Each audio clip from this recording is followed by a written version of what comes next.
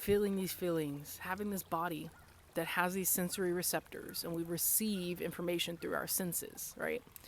And that information, our body picks up on it and it translates it based off of what's inside of us. Now, this is our DNA, this is our memories, this is the story we replay in our mind. Okay, the programming that we have, what we've been taught, what we've seen, what we've been conditioned to believe and to know and to understand from our experience, the language that we speak, and the definition of those words from what we've learned to the extent that we have, because there is an extent, there is the glass ceiling. And unless we continue to learn after what we've already been taught, that's going to keep us stuck and limited with certain things. Today, I want to talk about fear. Usually, I get to the root word of fear. I don't have that right now. I'll put it on the screen. Okay, the etymology of fear, what it came from, where it originated from, and what it actually meant back then. But now, when we say fear, we have our interpretation of it, and it sends a message like, I'm afraid of that, so I'm not going to do it. Whenever we think of fear, it's like, I'm not going to do that thing. That's the thing I'm not going to do. I'm not compromising on it.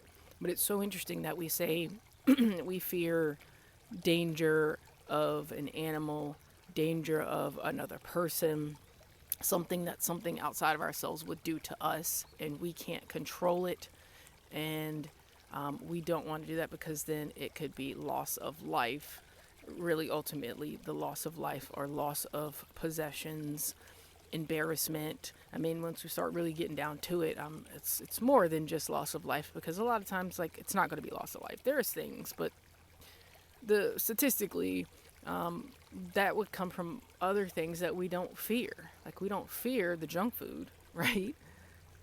That is going to create some things that's going to give you a poor life over a period of time. We don't fear social media in that sense. We may fear AI a little bit, but we don't fear the movies. We don't fear the cars too much. I mean, we're aware.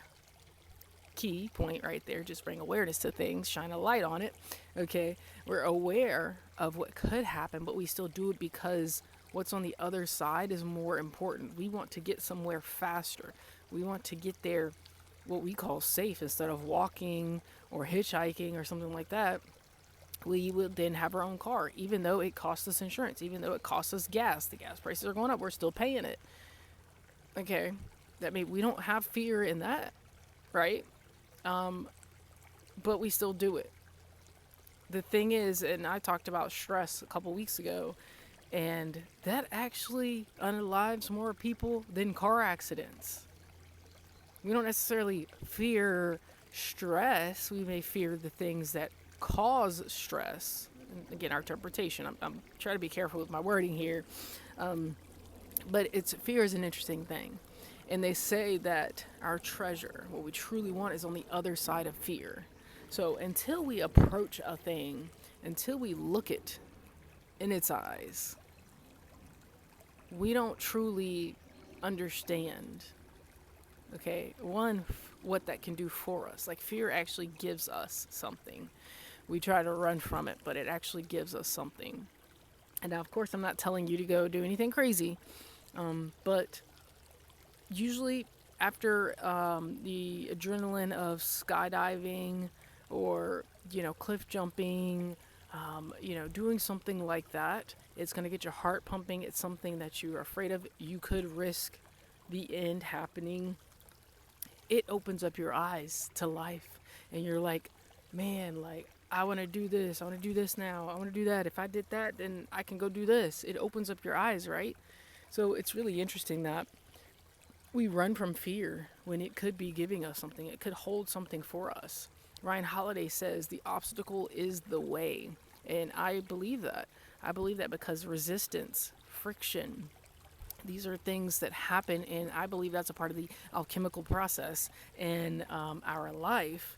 I always say trust the journey, and then I went on my own journey to learn, what does that even mean? What does it mean to trust the journey? How do you get through the middle of going from where you are to where you want to be?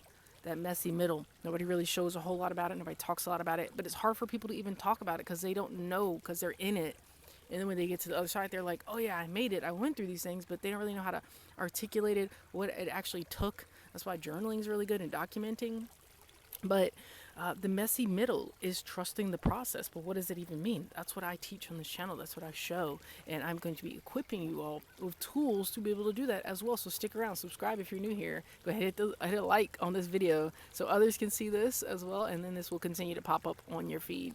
But basically, yeah, if you approach that obstacle, whatever that friction is, whatever that resistance is, and you keep going, one, you figure out the best way, the best route, like the water on the rocks. We know over a period of time it erodes a rock, but it doesn't stop. It just keeps flowing. Now, initially, it's going around the sides of the rock, but over a period of time, it's going to be able to go over top of the rock. That's the same thing. That's friction. Okay, that's resistance. There was resistance. That rock seems solid. It seems stronger than the water. But over a period of time, is it really? That's the whole tortoise and the hare thing as well. Like, again, this temporary satisfaction, these temporary things. And, it feels good in the moment, or it seems like you look at somebody else's life and you're like, oh my God, why do they have all this? Why is this? I'm doing all this and it's not working. Well, you don't know their whole story. You don't know the whole back end of that. One, they could have been doing this for a while. Or two, maybe they're trying to do something they're not supposed to be doing. And it's not going to last for very long. Okay, it's not built on good foundations. It's built on sand. It's going to crumble. All right. And so you just keep doing what you know you should be doing, because your path is different. Everybody's paths are going to be different. They may look similar, but they're not. All right. And when I'm talking about this, I'm talking about your journey in life. I'm not talking about your full belief system. You believe what you want to believe. I'm not here to do that. I'm just here to assist in the in-between of life, of being a human in this existence, on this plane, in this world.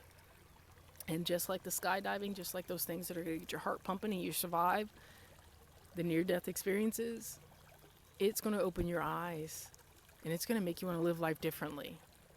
But we don't need to wait for a near-death experience. We don't need to wait for that. You can go do some of those things. Not saying to do it, but like skydive, something like that, okay, with professionals around you.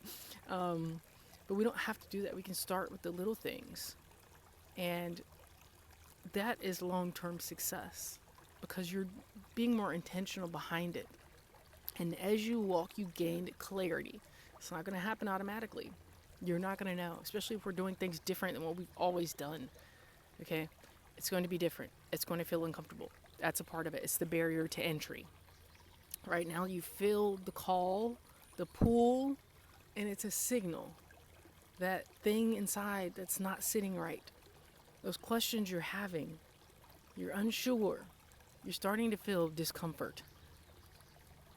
Like the world is crazy. And you're like, well, what next? This is a call. Okay, some people are still asleep, as they say. Some people will still do the same thing and be comfortable in their normal life, how they're already living. And they'll be ignorant to things because they don't want the discomfort. They don't want to challenge it. And it takes a lot to do that. It takes strength and courage. So I hope, one, that you feel some empowerment from this, that you're doing it. You're already taking the steps now. Watching a video like this, okay, sticking around this long through the video. Start with the small things, and then we build up. I walk you through a lot of these things on my channel, so stick around. Okay, we go through the messy middle. There's purpose in the pause. We pick up this information. Now we need to look at our interpretations of things. We need to bring awareness to those things. Why do I feel this way? Why am I afraid of that? Why is it this? Okay.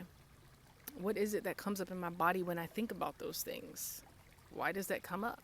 And start to process those things out. And then there's also the part of nervous system regulation that helps with that. And this reduces stress, which reduces pressure on your body, your system, your life. And when you do that, you can gain more mental clarity. The fog starts to lift. You empty the space of the old beliefs, the old thoughts, the old emotions, those things you've been holding on to and attaching to and identifying with. And we open up space for the new, for you to choose what you want to bring in, for you to choose what you believe, for you to learn new things and to put them into your memory bank. Okay? So it's all good. We're doing this. You're already doing the work. You should be proud of yourself. As always, on this channel, we breathe before we leave.